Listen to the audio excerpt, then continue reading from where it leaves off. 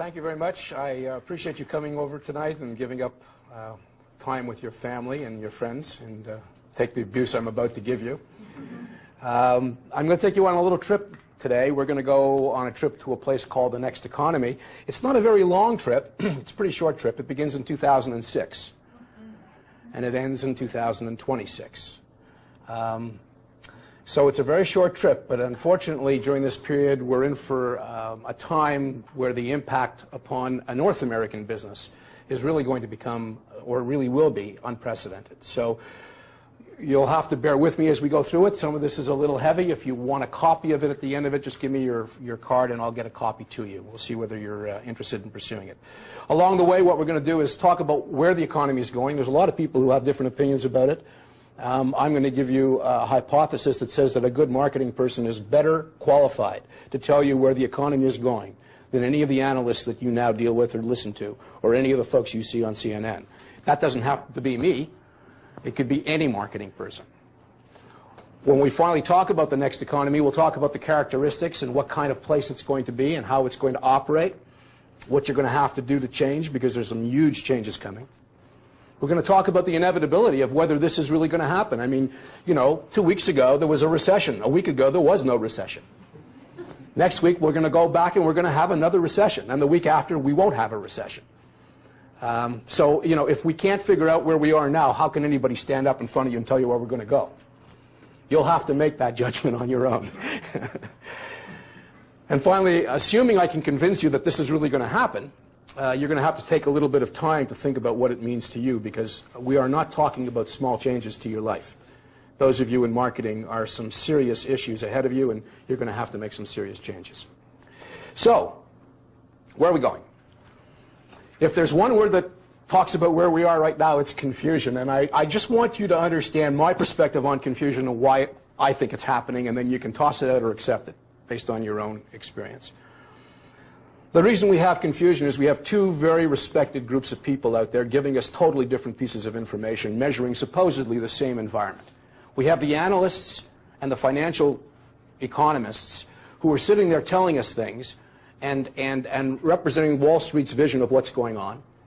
And then we have marketers who don't particularly have a strong venue, by the way, who are trying to tell you what's going on Main Street. And there's a disconnect between what's happening on Wall Street and what's happening on Main Street. And I thought we should explore a little bit of this disconnect, because it'll help you, let's say it'll help you accept some of the things I'm going to ask you to accept in a few minutes from now. Wall Street believes that there's lower profits and lower revenue expectations out there, and that basically things are just going to be tough for the foreseeable future. But Main Street folks, the marketing group, knows that there's still a very, very high degree of consumer confidence.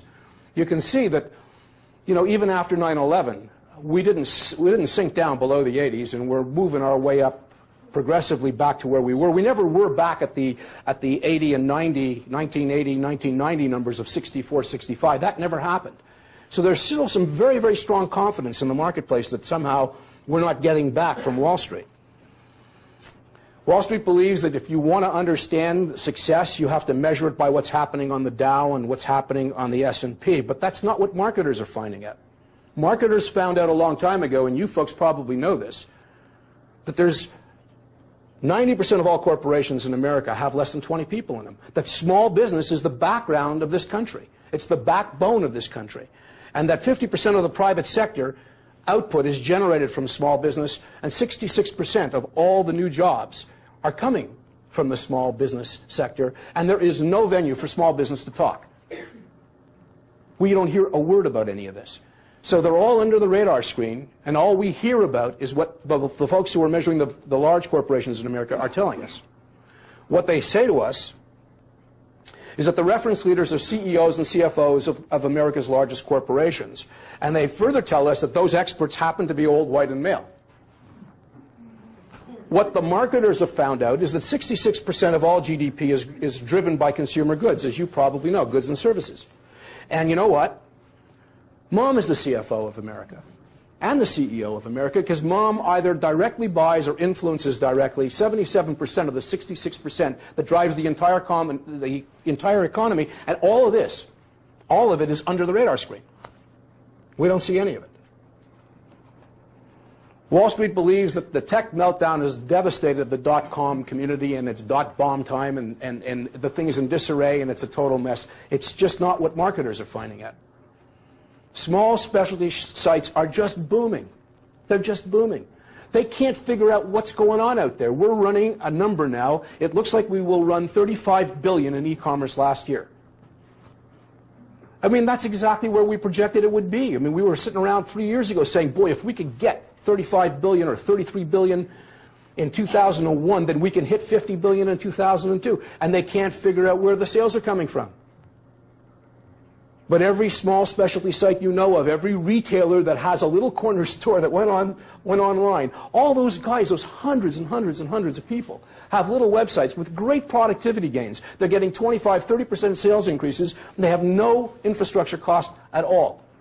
They're getting some small little web guy locally to do it, or they're tagging onto a neighborhood site, and they're all doing well. You know, I have a couple of passions in my life. One of them is cars, another one's classical guitar. There are sites for me. I could spend all day there buying anything I wanted to buy about anything I wanted to learn about guitar making. I mean, everybody who has a passion about something can find a place to buy it, and it's all under the radar screen. So when they tell you, you know, listen to CNN, FN, and Bloomberg and CNBC because those folks are affecting market performance.